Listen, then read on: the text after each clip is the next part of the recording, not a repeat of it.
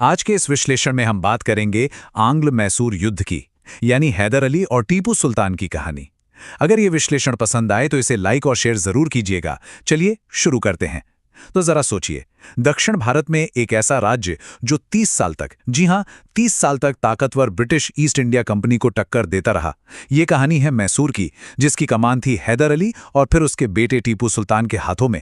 तो आज हम यही समझेंगे कि आखिर ये राज्य इतना ताकतवर बना कैसे, इसने कैसे लड़ाई लड़ी और फिर इसका अंत कैसे हुआ। चलिए इतिहास के इस बहुत ही दिलचस्प पन्ने को खोलते हैं। तो सवाल यही उठता है कि आखिर कैसे एक अकेला राज्य इतनी बड़ी ताकत यानी ब्रिटिश ईस्ट इंडिया कंपनी को 30 सालों से ज्यादा तक चुनौती देता रहा। चलिए इस कहानी में और गहराई से उतरते हैं। ये कहानी है हिम्मत की, बेहतरीन रणनीति की और उस प्रतिरोध की जिसने हमारे उपमहाद्वीप का भविष्य तय कर दिया। अच्छा, इस पूरे संघर्ष को समझने के लिए सबसे पहले हमें उस दौर को समझना होगा। देखिए, 18वीं सदी के बीच का समय था और दक्षिण भारत में कई सारी ताकतें थीं और सबके अपने अपने हित थे। मतलब एक तरह का जटिल ताना बाना बुना हुआ था। तो हुआ ये कि विजयनगर साम्राज्य तो कमजोर पड़ चुका था और उसकी जगह पर उदय हुआ मैसूर राज्य का। शुरू में यहां वोडेयार राजवंश का राज था, लेकिन कहने को तो राजा थे, असली ताकत उनके पास नहीं थी। सारी पावर धीरे धीरे एक बहुत ही महत्वाकांक्षी मिलिट्री कमांडर के हाथों में आ रही थी। और वो कमांडर था हैदर अली। देखिए उसकी तरक्की कितनी तेज थी। एक मामूली सैनिक के तौर पर उसने शुरुआत की, फिर 1755 तक वो डिंडीगुल का फौजदार बन गया। उसने फ्रांसीसियों की मदद ली और अपनी सेना और हथियारों को एकदम मॉडर्न बना दिया। और देखते ही देखते 1760 तक उसने पूरी सत्ता पर कब्जा कर लिया और मैसूर का शासक बन बैठा। मतलब एक आम सैनिक से शासक तक का सफर, कमाल है। तो अब मैसूर की ताकत लगातार बढ़ रही थी और दूसरी तरफ एक और ताकत थी जो पूरे भारत में फैल रही थी, अंग्रेज। अब जाहिर सी बात है, जब दो बड़ी ताकतें एक दूसरे के करीब आएंगी तो टकराव तो होना ही था और यह टकराव अब लगभग तय हो चुका था। और फिर हुआ पहला आंग्ल मैसूर युद्ध 1767 से 1769 तक। अब अंग्रेजों ने सोचा कि हैदर अली को हराने का एक ही तरीका है, उसके दुश्मनों को साथ मिला लो। तो उन्होंने क्या किया, मैसूर के जो पुराने दुश्मन थे, मराठे और हैदराबाद के निजाम, उनके साथ मिलकर एक गठबंधन बना लिया। लेकिन हैदर अली भी कच्चा खिलाड़ी नहीं था। उसने जबरदस्त कूटनीति का इस्तेमाल किया। उसने मराठों को पैसे और जमीन का लालच देकर लड़ाई से दूर रहने के लिए मना लिया और तो और हैदराबाद के निजाम को भी अपनी तरफ कर लिया। नतीजा, अंग्रेजों का बनाया हुआ पूरा गठबंधन टूट गया। इससे पता चलता है कि हैदर सिर्फ एक बहादुर सैनिक ही नहीं, बल्कि एक बहुत ही चालाक रणनीतिकार भी था। तो पहले युद्ध का नतीजा क्या निकला? मैसूर की जबरदस्त जीत। अंग्रेजों को हार माननी पड़ी और मद्रास में एक संधि साइन करनी पड़ी, जो उनके लिए बड़ी अपमानजनक थी। इस संधि ने अंग्रेजों के कभी न हारने वाले भ्रम को चकनाचूर कर दिया। पहली बार यह साबित हुआ कि अंग्रेजों को भी हराया जा सकता है। लेकिन ये शांति ज्यादा दिन टिकने वाली नहीं थी। दूसरा आंग्ल मैसूर युद्ध छिड़ गया 1780 में। इसकी वजह क्या थी? वजह यह थी कि अंग्रेजों ने माहे नाम के एक फ्रांसीसी बंदरगाह पर कब्जा कर लिया था और वो बंदरगाह हैदर अली के संरक्षण में था। बस यहीं से लड़ाई फिर शुरू हो गई। इस दूसरे युद्ध में कई अहम मोड़ आए। 1780 में हैदर अली ने अंग्रेजों के सहयोगी कर्नाटक पर हमला कर दिया। फिर 1782 में पोर्टो नोवो की लड़ाई में हैदर की हार हुई, लेकिन युद्ध रुका नहीं और फिर इसी साल दिसंबर 1782 में हैदर अली की मौत हो गई। ये एक बहुत बड़ा झटका था, लेकिन जैसे ही हैदर अली की मौत हुई, उसके बेटे टीपू सुल्तान ने फौरन कमान संभाली और लड़ाई को जारी रखा। तो ये दूसरा युद्ध करीब 4 साल चला और 1784 में मंगलौर की संधि के साथ खत्म हुआ। लेकिन इस युद्ध में ना तो कोई जीता ना कोई हारा, सब कुछ पहले जैसा ही हो गया।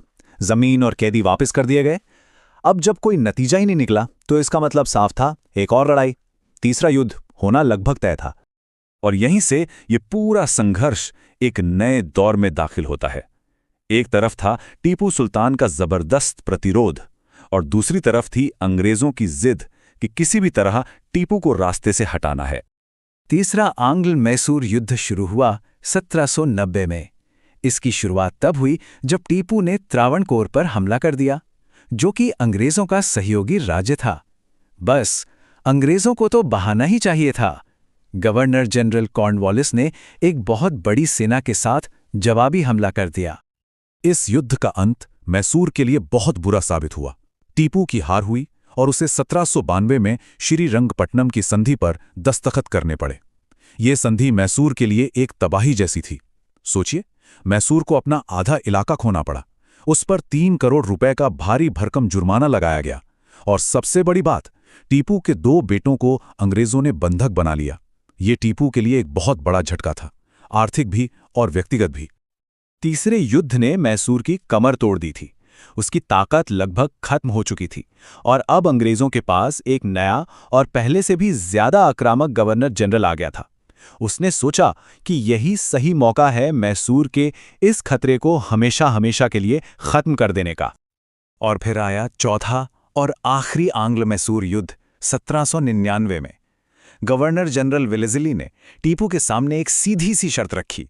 उसने कहा, या तो सहायक संधि स्वीकार करो और हमारे अधीन आ जाओ, या फिर जंग के लिए तैयार हो जाओ। टीपू ने अपनी आज़ादी से समझौता करने से साफ इनकार कर दिया और लड़ना चुना।